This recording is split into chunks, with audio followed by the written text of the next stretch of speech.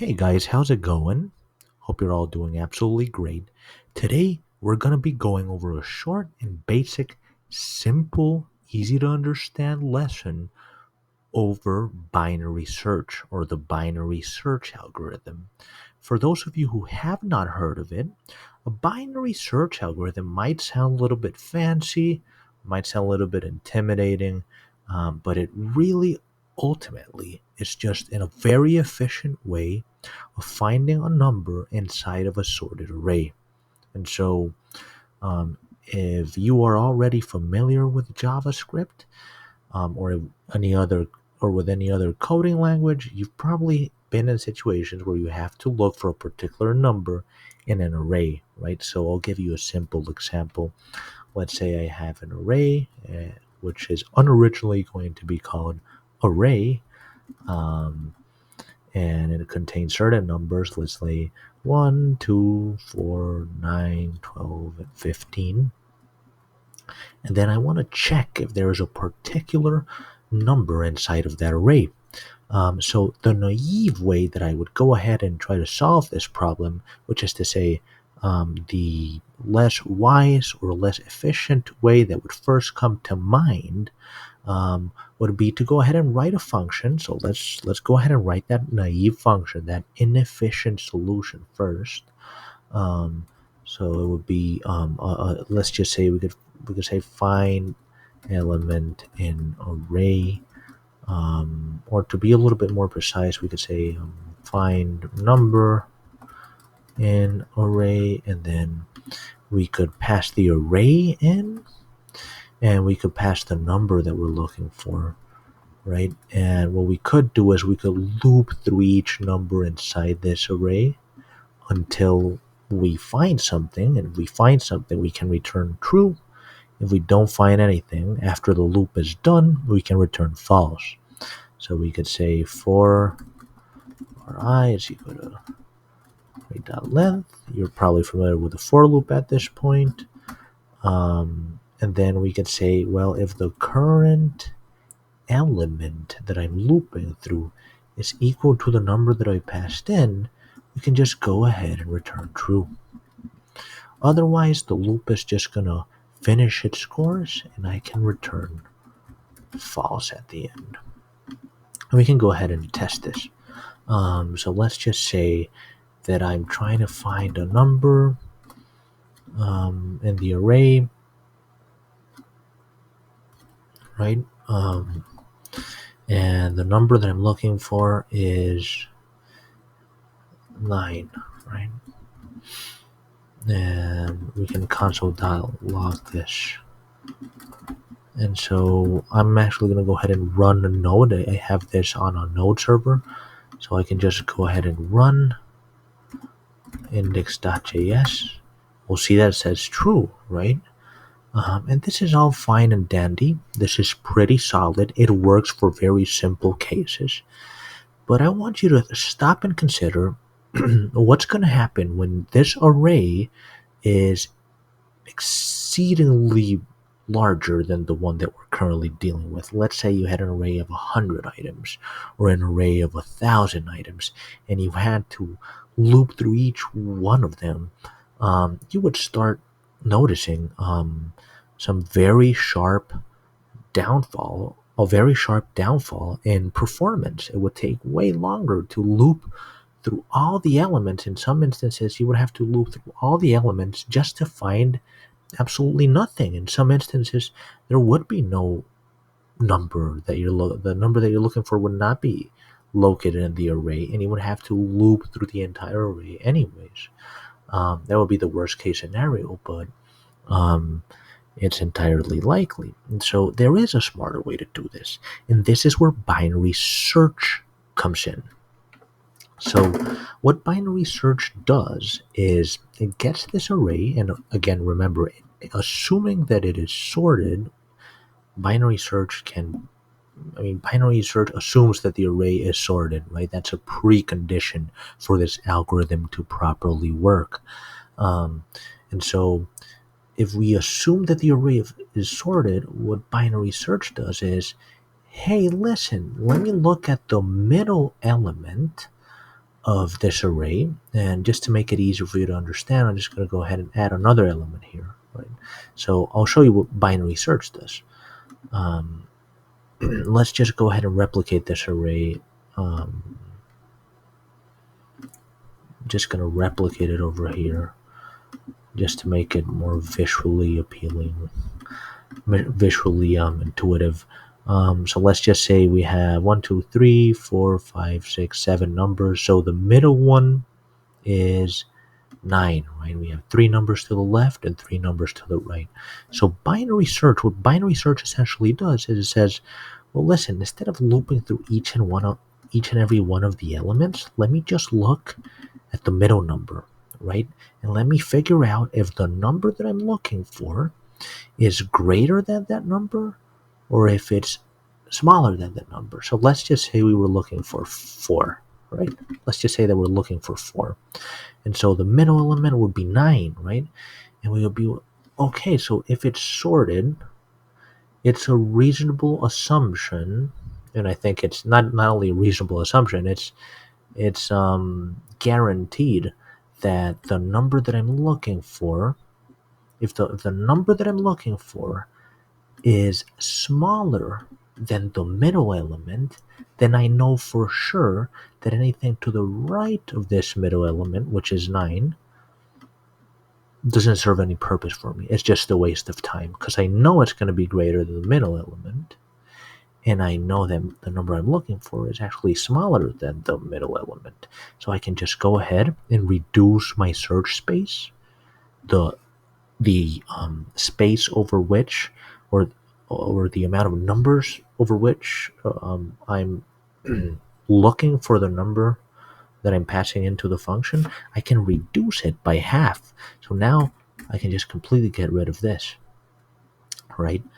And now I can go ahead and ask the same question again, right? I could split the elements again. And so let's say what's half of this 4 item array, right? I could say, well, it's a 3 item array, really, if I'm not mistaken. And then I would split this array in half yet again, and I would say, what's the number that I'm looking for? Okay, this is the middle one. The number that I'm looking for is greater than this, so I might as well just get rid of this left half, right? And now I'm just left with 4. And I could say, well, what's the middle element of this array? Well, of course, it's going to be 4, and 4 is the number that I'm looking for. So what it does is it drastically reduces the amount of time that it takes for you to look for a specific number, and it works very well in circumstances where you have very large arrays. I mean, if you're just doing like a very basic project or something like that, and you want to simply just look for a number in an array, you don't really need to do this. This is not really necessary. But in the context of dealing with large numbers of data, it can come in quite handy. So now let's just go ahead and actually write the algorithm and see what it looks like. So there are various ways in which you can write it, but I'll follow a recursive approach in this circumstance. And we're still going to be using this as an example. So what we can do is the following. We can go ahead and define a function called binary search, and just like the other function, it will take the array in which we're looking for, the array of which we will be examining and trying to find the number, and the number that we're looking for, right? We're just going to use arrow syntax. And so the first thing that we want to do is, since we're going to use a recursive solution, which is to say we're going to be calling this function inside of itself multiple times, we want to have a base case, and that base case is going to be the array's length being less than 1. So whenever the array is empty, we can go ahead and that's gonna be the condition that tells us that we haven't found the number, that the number is in fact not located inside the array. The array does not contain the number that we're looking for. So we want to say if the array length is less than 1, let's just go ahead and return false. Now, the next thing, remember how I said that we had to look for the middle index and then split the array? So in order to do that, what we need to do is we need to define a mid variable, which is going to refer to this middle index, right? So the way we're going to do this is by getting the array length and dividing it by 2. And we want to round down. So we're going to go ahead and use the math.floor method. This is going to give us the middle index. And we want to check, well, it might be the case that the number that we're looking for is right off the bat, the very first time that we call the function. It could just be equal to the middle number, right? The middle number could just be equal to the number that we're looking for. So if we were to pass in 9, then we would just get it right on the first function call. But that's usually not going to be the case. So we want to check if the array's middle number is equal to the number that we're looking for, because it is a possibility, like I said. If it is, we can return true. Then we want to look for different possibilities. So let's just say that it's not that the number that we're looking for is not equal to the middle element. So now we're left with two different possibilities, right? One possibility is that the middle number is greater than the number that we're looking for. So let's say that we were looking for 4. Well, in that case, the middle number would be greater than the number that we're looking for. And so we would want to get rid of this right half, right? So what we want to do is we want to say, well, if the middle number of the array is greater than the number that we're looking for, we actually want to go ahead and return this very function. We want to call this function again, but this time, instead of passing the entire array, we will simply be passing this left part over here. So we will be saying, and in order to just pass that left part, we will be using the slice method. So we will be saying array, we'll be writing out array.slice, and then we want to get it from the middle from the starting index, which would be 0, to the middle index. And remember, slice doesn't include the last index, so it's not really going to include the middle element. It's just going to get these 3 leftmost elements. And then you also want to pass the number to the function. So that's one possibility. Now, the alternative possibility is that the number that we're looking for is actually greater than the middle element. Or if we're going to use this kind of order, that the middle element is less than the number that we're looking for. So let's say we were looking for 15. Well, in that case, we would have to do the exact opposite of what we did in the previous example, which would be we would have to get rid of this left part and simply look the right part, right? And the rightmost half. So what we would want to do that in that case is we want to say return binary search array.slice, and in this case we just want to pass mid plus 1.